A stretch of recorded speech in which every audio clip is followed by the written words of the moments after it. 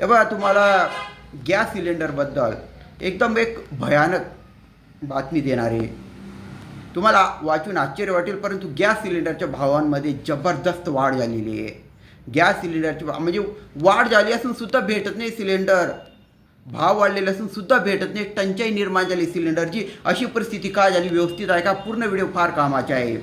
तर तिकडं आपल्याला माहिती आहे, इराण आणि इस्रायल अमेरिकेमध्ये युद्ध चालू आहे. आणि जे हॉर्मुज स्ट्रीट म्हणजे जिथून आयात होते गॅसची, 80 ते 90% आयात होते, तो बंद झालेला आहे. आणि त्याच्यामुळे भारतावर गॅस टंचाईचे भीषण वास्तव समोर आलेलं आहे.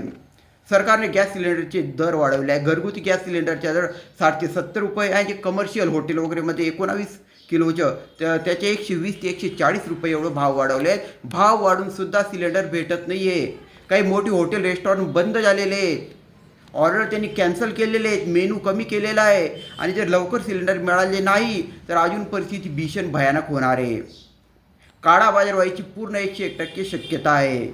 आणि सरकारने हे लक्षात ठेवून 2 बुकिंगमधलं अंतर 25 दिवस केलेलं आहे. गॅस सिलेंडर बुकिंगमधलं अंतर 25 दिवस केलेलं आहे. जे आपल्या गॅस रिफायनरी आहे त्यांना उत्पादन वाढवण्यासाठी सांगितलं आहे. तर हा व्हिडिओ जास्तीत जास्त शेअर करा सर्वांसाठी.